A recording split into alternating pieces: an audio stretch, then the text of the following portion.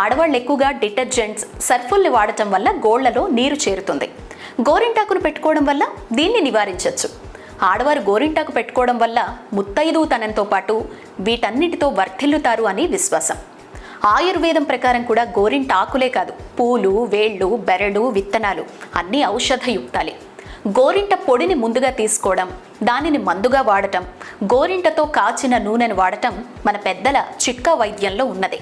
కేవలం ఆషాఢంలోనే కాదు, అట్ల తద్దినాడు, శుభకార్యాల సందర్భంలో గోరింటాకు పెట్టుకోవాలని పెద్దలు చెప్తూ ఉంటారు.